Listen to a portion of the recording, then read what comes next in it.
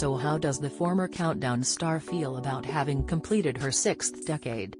60 may no longer be the state pension age for women, but some still see it as the start of old age. "All that is rubbish," she snorts.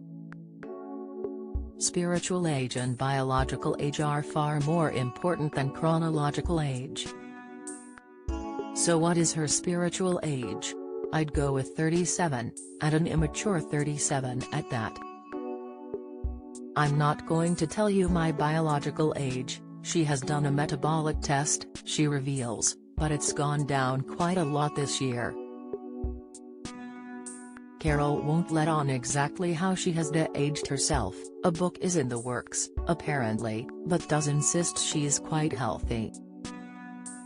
She points to research her friend, the astronomer Royal Lord Rees, sent her about happiness levels at different ages.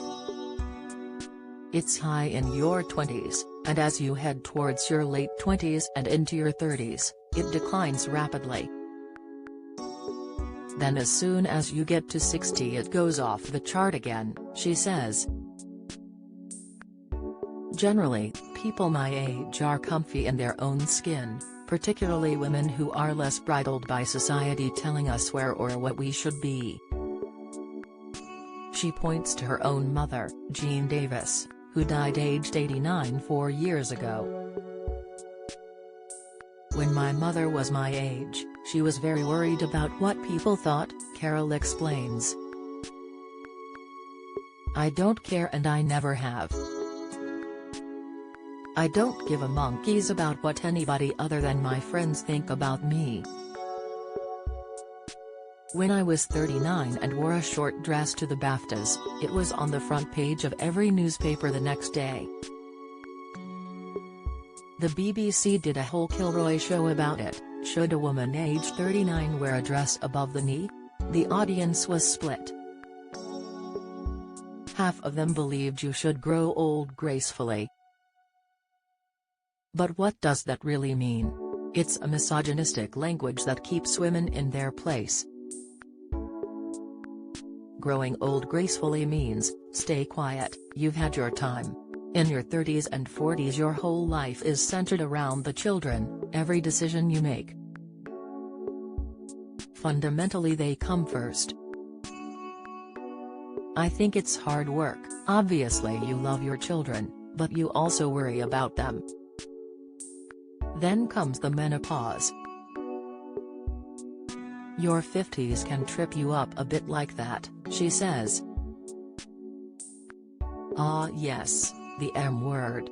Some 4 years ago, during a TV interview with Lorraine Kelly, Carol revealed she had suffered from hormonal depression. Bioidentical hormone replacement gels finally sorted her symptoms within 36 hours, and the conversation, she believes, helped break the taboo. Previously women had to suffer in silence. "I can remember hosting Loose Women 5 years before that and nobody talked about it. Even now, one of my daughter's best friends has recently finished GP training and there was nothing about the menopause. She's training herself but in standard training, as of a year ago, it wasn't there."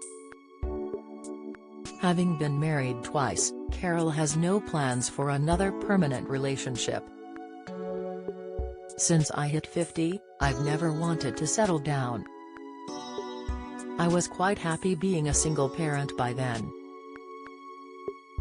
I have lots of male and female friends. Would I want to be married? Absolutely not.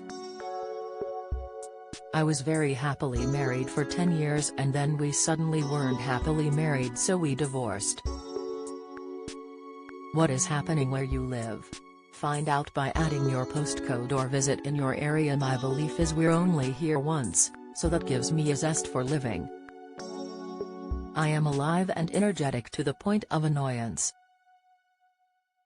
I cherish all the chapters. People often say it's where you end up, but it isn't, it's the journey. If she has one regret, and it has to be prized out of her, Carol feels she was born 15 to 20 years too early when opportunities for women were much more limited. "I didn't dream, other than to be a fighter pilot, which wasn't allowed to happen." Growing up in poverty in a rural comprehensive on free school meals, you don't get to be Microsoft pioneer, Bill Gates. After graduating in engineering at Cambridge, age 20, she put her possessions and her mother in her old Datsun and moved to Leeds to begin her TV career on Countdown. And where thousands of other daytime TV presenters vanished without trace, she thrived. So what was the secret of her success? "I make the most of opportunities," she laughs. "Just do something that makes you happy. Also, I have a system, the kids and I use, called Marks Out of 10. You can do it about relationships, friends or your confidence, anything really. You should only use this if you accept 7 or over is a win, but marking things is psychological. You realize how well everything is going. Try it." Today she is looking forward to receiving a new man van, a converted camper van. "I'm very lucky, because I'm able to do the glam when I feel like it, as well as living this other life, paddle boarding, hiking, having breakfast on Pembrokeshire beaches." It sounds idyllic, though this time last year, Carol admits, she was exhausted and unhealthy. "I was teaching maths via my website, The Maths Factor. We'd normally charge £1 a week, but instead of what other people did, which was up their prices, we went free. We had 500,000 primary school children register. That was a joy, but it was exhausting. It is an excellent website. The kids adore it and they get their lessons from Auntie Carol," while she refuses to make firm plans until there is more certainty, adding, "Probably next year will be largely spent in the van in Scotland and Wales." Signing off, she points me towards the Buddhist word mudita, which means taking joy in the accomplishments of others, kind of a reverse schadenfreude. It's when you're genuinely happy when someone else does well. I've lived my whole life like that. Tomorrow, and her birthday today, will be spent with her adult children, Katie and Cameron, and she's told them she doesn't want a present. Just having Christmas together is enough.